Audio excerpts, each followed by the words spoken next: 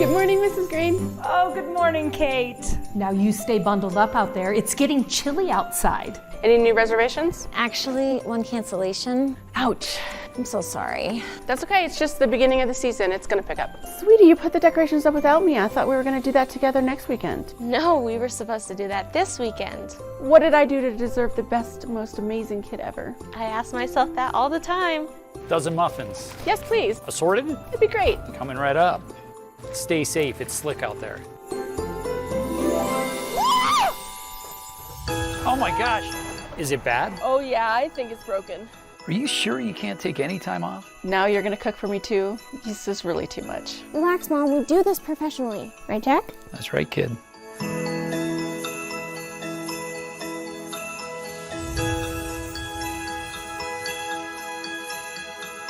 Well, what do you think? Isn't it great? I can hang up my chauffeur hat and return to being your friendly neighborhood baker. I care a lot about your mom, I really do, but she just really needs her space right now. Space. She doesn't need space. Sometimes it's not that simple. It could be simple. Oh my gosh. It looks like your boss just asked me on a date. So are you gonna go? I don't even know what I would do on a date. Just act natural and be yourself.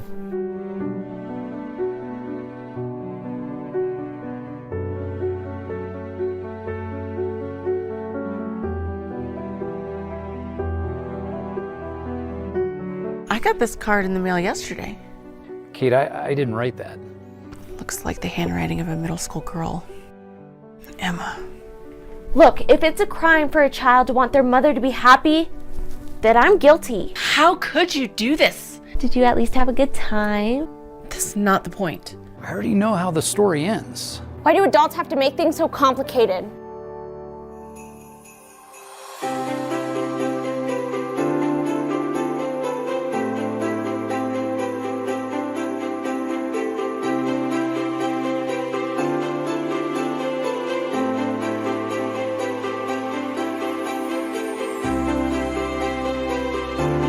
She's really fantastic. Well, like you said, the apple doesn't fall far from the tree.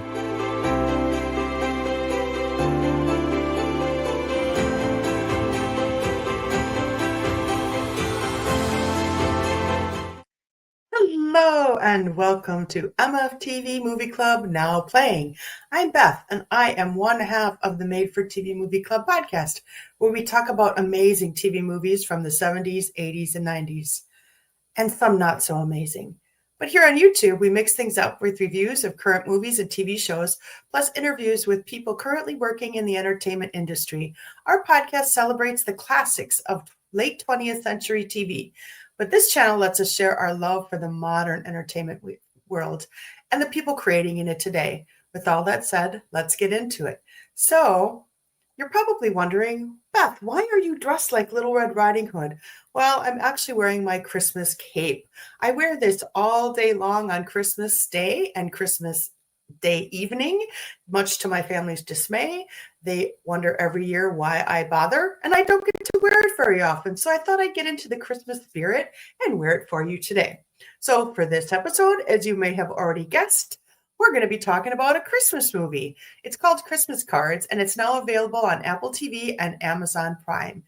So this movie is set in a small town in Colorado. And for those of you who listen to the podcast and watch my YouTube channel, you know how much I love small towns and how attracted and drawn I am to movies that are set in small towns.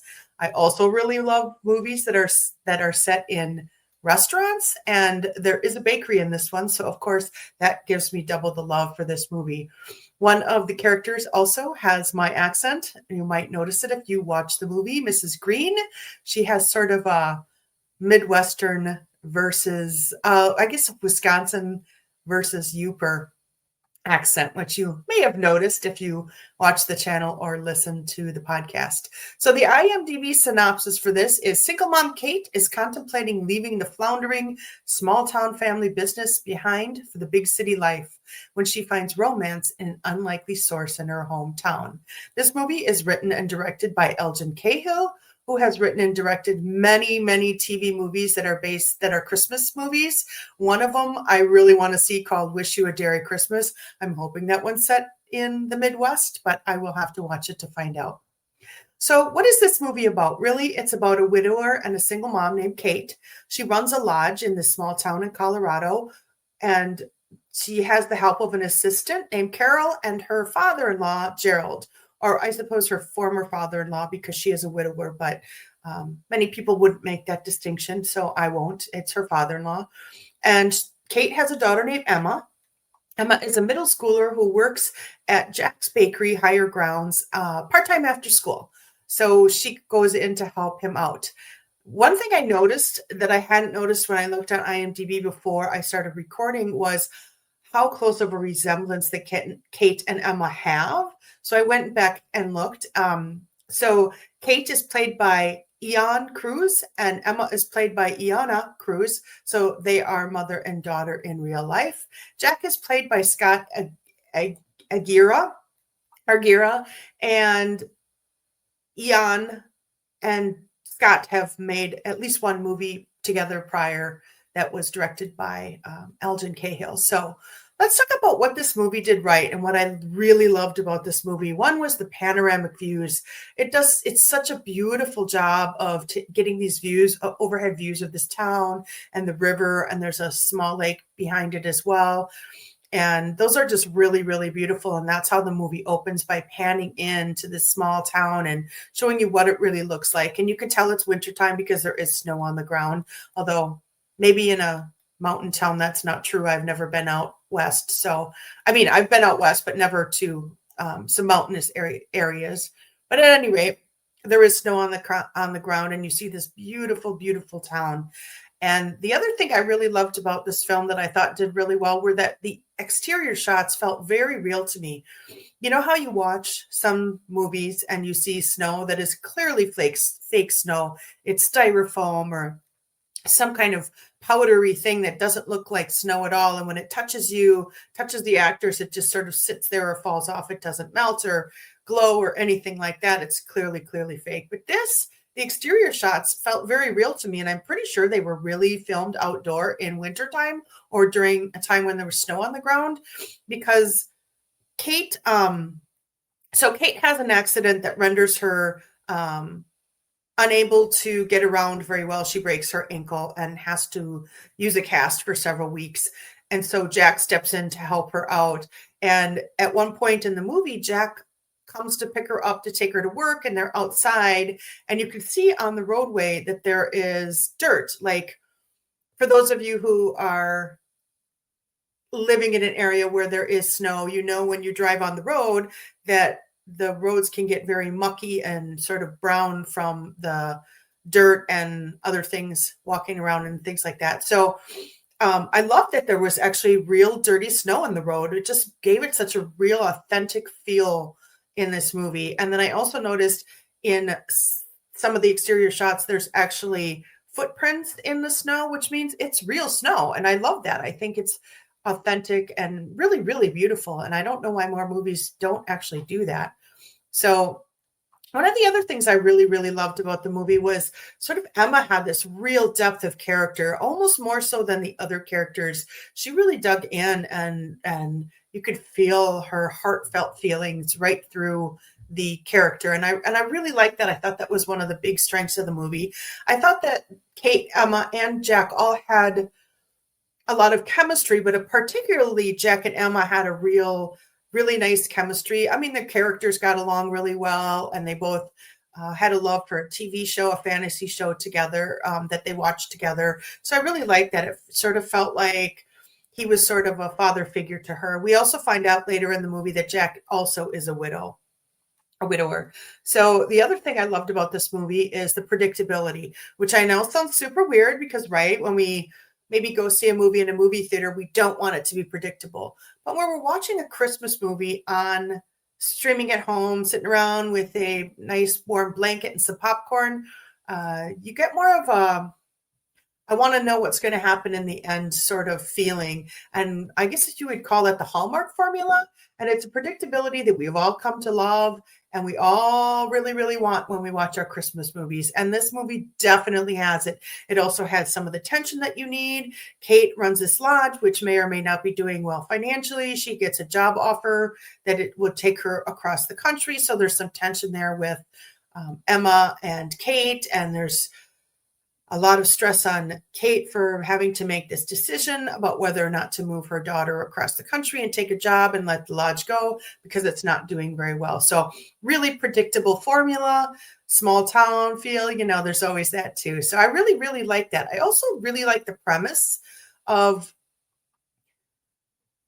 the Christmas cards. The title itself is called Christmas Cards. And at first I thought maybe it was because Emma wrote these Christmas cards out because Emma and Kate were sort of not getting along really well because Kate is at the lodge all the time. So Emma's on her own a lot. And so she writes these Christmas cards and send them out. And they're basically based on this fantasy series that she likes. It's very cute. It's funny and lighthearted. But then we come to find out later on that Jack sends Kate a Christmas card and Kate sends Jack a Christmas card asking the other one out. So it's sort of the catalyst for the date that they go on. And you find out later on what really happened. I guess I don't really want to spoil it for you so you can find out for yourself. Because while there is predictability, there are some surprises in this movie. So let's talk about maybe some of the things that I felt could have been a little bit stronger or that I didn't love about this movie. And one of them was that at least at the very beginning, Kate sighs a lot. She seems to be doing through a good part of the first part of the movie anyway. And Jack calls Emma kid, and it's very distracting. I don't know why he doesn't call her Emma, but it's very distracting because he does it throughout the movie, and I didn't particularly love that. I also thought or hoped that the relationships might become clearer earlier on because we meet Gerald and Emma calls him grandpa. So you think that Kate might be married, but this is going to be a Christmas romance, so she's probably not. So is Gerald Kate's father, or is Gerald the father of her husband? And you don't even know she's a widower exactly at this point. You don't really know where everybody stands. We find out much later in the movie that Jack is a widower. And I actually kind of thought that Gerald and Carol, who is Kate's assistant, I thought maybe they were married, and so it was grandma and grandpa, but it turns out they just worked together, which you find out at the very, very end of the movie. So I thought that was sort of strange. This movie seems to cover a lot of time because Kate breaks her ankle. So there's a little bit happening before she breaks her ankle, and then she has to wear this cast for 6 weeks. And sort of by the end, she's out of the cast. But some of the scenes are just very, very, very slow moving. And Jack's not in it a lot in the very beginning. So I thought that was a little bit distracting because I kept thinking to myself, well, he must be the love interest. So when is he going to start being in the movie? And I also felt that maybe some of the plot connections could have been made stronger. So for instance, we find out that Emma's a writer. She writes the first series of Christmas cards, and then Jack makes a big deal about her writing and tells her she should be writing for this fantasy series that they both enjoy and end up watching together throughout the movie. And then they kind of drop that. And so I'll go back to the Christmas cards. I wasn't going to spoil it, but I'm going to because I need to talk about it.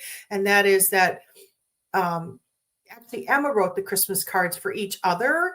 And what I kind of felt and wished and hoped was that they might make a bigger deal out of it. They don't really say, oh my gosh, this is the most beautiful Christmas card anyone's ever sent me. It didn't really say that. So I didn't really understand the significance of making a big deal about her being a writer, because really anybody could have written a Christmas card and said, hey, meet me, let's go on a date. So I thought that was a little bit of an area that could have maybe had a bigger connection. But overall, I actually really enjoyed this movie. It's lighthearted, it's predictable. It is a great way to spend an afternoon or an evening if you just want to watch a basic romance holiday movie, and it's got all of those things in it, and it's got some, like I said, beautiful scenery. It's really got everything to hit that formula for a Christmas movie that we all really, really love. So I do recommend watching it. And as I said, it's streaming right now on Apple TV and Amazon Prime, and it might be streaming in other places as well. You can always check that on IMDb and see if it's streaming elsewhere. So I want to thank you so much for watching. If you want more content from us, listen to our audio podcast, the Made for TV Movie Club. And you can find that on your favorite podcast app. We're also on our socials on Facebook, Instagram, and Threads. We love to get messages, so send us a message if you have a recommendation for a movie you'd like us to review on this channel, or somebody you'd like us to talk to about a book or anything they've written. Send us a DM. Or you can also just recommend a TV movie that you love on any of our socials. So until next time, we will see you in the Clubhouse.